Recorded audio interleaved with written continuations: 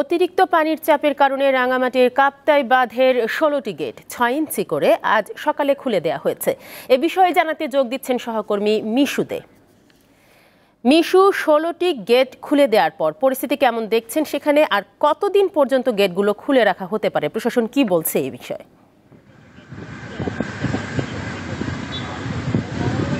হ্যাঁ, আজ সকাল থেকে কাপ্তাই হ্রদের পানি যখন ১০৮.২৮ পর্যন্ত পৌঁছায়, ১০৮.২৮ MSL উন্নীত হয়, তখনই হচ্ছে মূলত সকাল ৮টায় গেটগুলো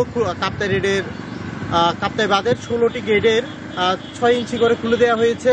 কাপ্তাই বাঁধের মূলত ধারণ ক্ষমতা ১০৯ MSL পর্যন্ত পানি, কিন্তু ১০৮ যখন অতিক্রম করেছে তারপরেই হচ্ছে মূলত কাপ্তাই বাঁধের ১৬টি গেটে ৬ ইঞ্চি করে খোলা হয়েছে।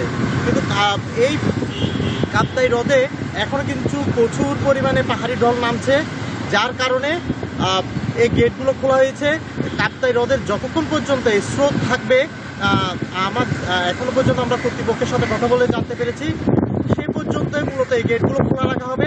সেই গেটগুলো কখনো হয়তো এখন ৬ ইঞ্চি খোলা রাখা হয়েছে, পরবর্তীতে হয়তো ১ ফিটেও খোলা রাখা হতে পারে যদি আরও বেশি পরিমাণে পানি নামতে শুরু করে।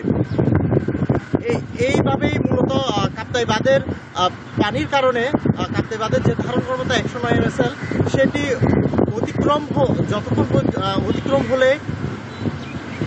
অতিক্রম হবার আগ পর্যন্ত মূলত আমাদের এই কাপ্তাই বাঁধের পানি ছাড়া হবে।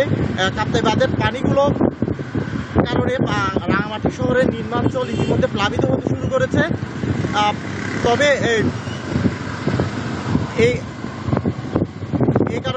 এই ছিল আমার কাছে সর্বশেষ।